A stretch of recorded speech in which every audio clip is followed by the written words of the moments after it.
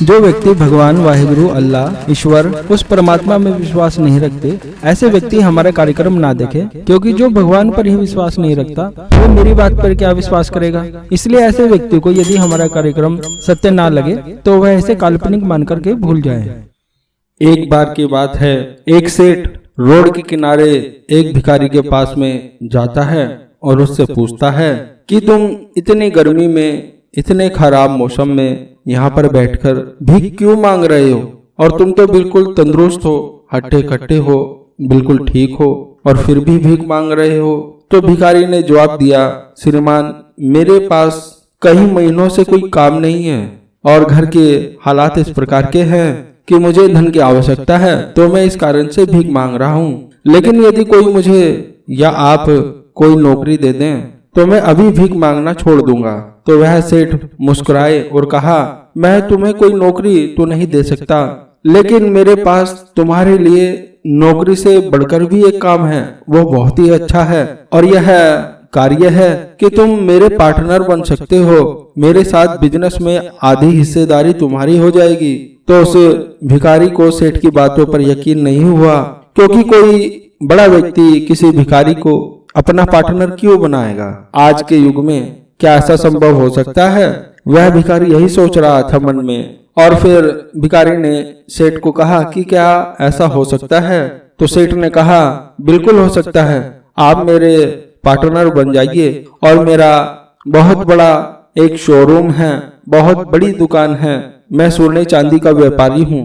आप ऐसा कीजिएगा, मेरे से ज्वेलरी, हीरे जवाहरात ले जाइएगा और अलग अलग शहर में जाकर उन्हें बेचिएगा, और जो माल बिक जाएगा और जो फायदा होगा हम उसको आपस में बांट लेंगे। तो भिखारी को लग रहा था साक्षात वह भगवान के दर्शन कर रहा है, और उसकी खुशी का ठिकाना नहीं रहा और वह रोने लगा।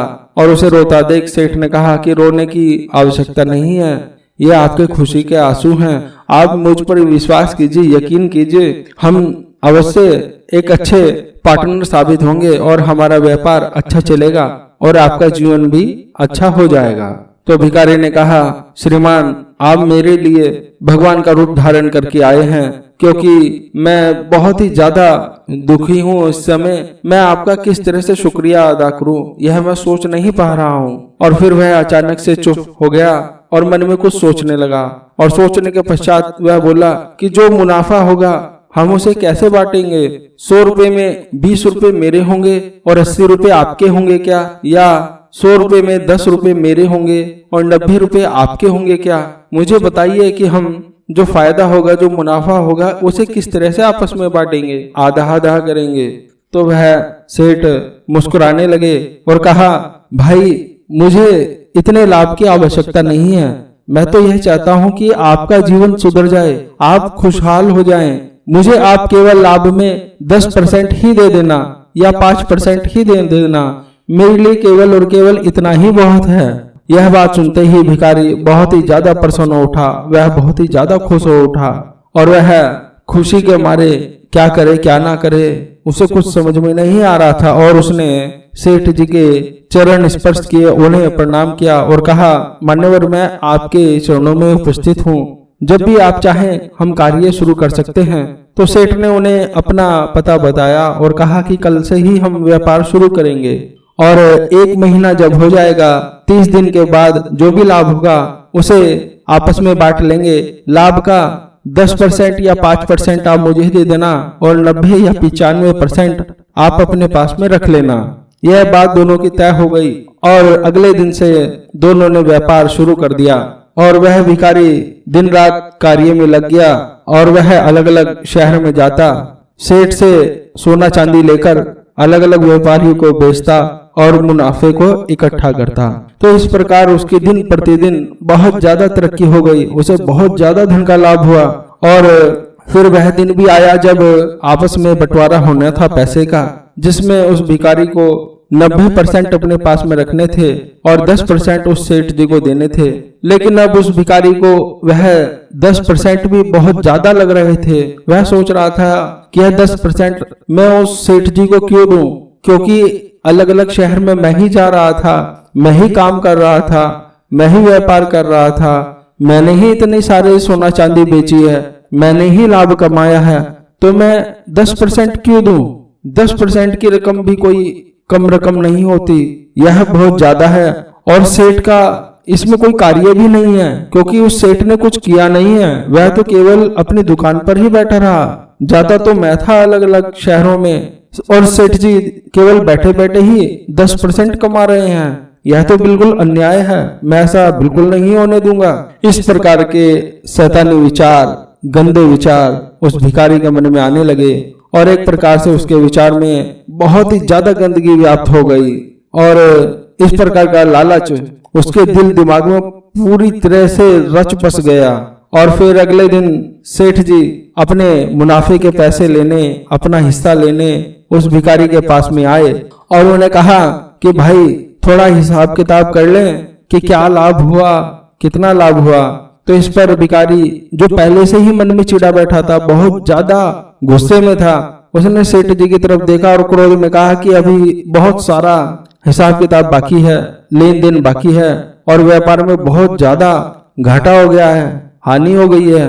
मैं पता नहीं किस किस प्रकार से लोगों के पास घूम घूम कर आया हूँ, उनसे पैसे मांग कर आया हूँ, परंतु फिर भी व्यापार में घाटा ही हो गया है, क्योंकि लोग मुझे पैसे नहीं दे रहे हैं। इस प्रकार से वह बहुत सारी बातें उसने सेठ जी को कही, और उस भिखारी की सारी बातें सुनने के बाद उस सेठ जी ने उसे बड़े प्यार से मुस्कुराते हुए कहा, भाई जिस जिस शहर में तुम सोना चांदी जिन जिन व्यापारियों को बेचकर आए हो, वह सभी मेरे परिचित हैं, मेरे जानने वाले हैं, और उसमें से बहुत से मेरे रिश्तेदार हैं।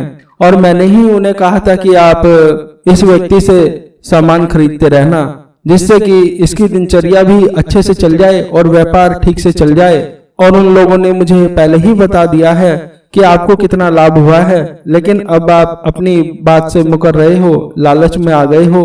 परंतु लालच इस प्रकार की बीमारी है जो व्यक्ति की सोचने समझने की क्षमता भी खराब कर देती है।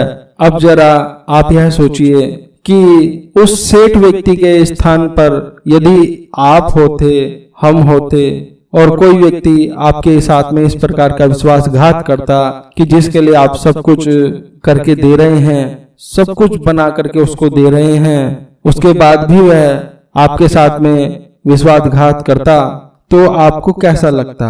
और ठीक इसी प्रकार प्रभु ने, उस परमपिता परमात्मा ने हमें जीवन दिया है, हाथ दिए हैं, पैर दिए हैं, दिलो दिमाग दिया है, अच्छी सूझबूझ दी है, सभी कुछ उन्होंने प्रदान कर दिया है एक जीवन दे करके हमें। और इस जीवन में हमने अपने को 24 घंटों में बांट लिया है, और उस 24 घंटे में हम केवल मौज मस्ती ही करते रहते हैं, इधर उधर के व्यर्थ के कार्य ही करते रहते हैं, लड़ाई झगड़ा करना, गलत काम करना, यही सब करते रहते हैं।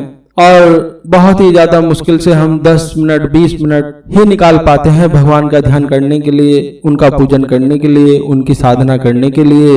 जिस प्रभु ने हमें सब कुछ दिया है, हम उस परमपिता परमात्मा को बदले में क्या दे रहे हैं? कुछ भी नहीं दे रहे हैं, और दे भी नहीं सकते। जो हम पूजा करते हैं, भगवान का नाम लेते हैं, मंत्र का जाप करते हैं, साधना करते हैं, भगवान को उससे कुछ थोड़ा ही प्राप्त होता है, वो भी सब सुख हमें ही मिलता है। जो भी हम मंत्र करेंगे, जाप करेंगे, साधना करेंगे, उसका फल हमें मिलेगा। इसी लालच में मनुष्य भगवान की पूजा उपासना करता है, और करता भी कम ही है, इससे भगवान को कोई लाभ नहीं होता। तो आप यह सोचिए, जब कोई व्यक्ति हमें सब कुछ दे देता है और बदले में हम उसका शुक्रिया अदा भी नहीं करते हैं, तो हम किस प्रकार के लोग हैं। जब परमात्मा ने हमें एक जीवन दे दिया है, और वो भी इतना लंबा जीवन, 60-60 साल जी रहा है, कोई 80 साल जी रहा है, कोई 100 साल जी रहा है, और इतने साल जीने के बाद भी हम अपने पूरी जिंदगी में लगातार 1 महीना, 2 महीना, 3 महीना या 1 साल भी ऐसा नहीं निकालते जिसमें हम लगातार साधना करते हो, तपस्या करते हो, जप करते हो, तप करते हो, ऐसा नहीं निकालते। बल्कि यह जीवन उस परमात्मा की देन है, हमारी हर सांस पर उसी का अधिकार है, और मनुष्य की प्रत्येक सांस जब आती है और जाती है, उसी सांस पर प्रभु का स्मरण भी आना और जाना चाहिए, तभी उस परमात्मा की कृपा प्राप्त होती है, तभी यह जीवन धन्य और सफल होता है। आपको सभी सुख प्राप्त हो ऐसा मैं आशीर्वाद देता हूँ। आगे भगवान शिव की इच्छा। शंभु महादेव भोलेनाथ।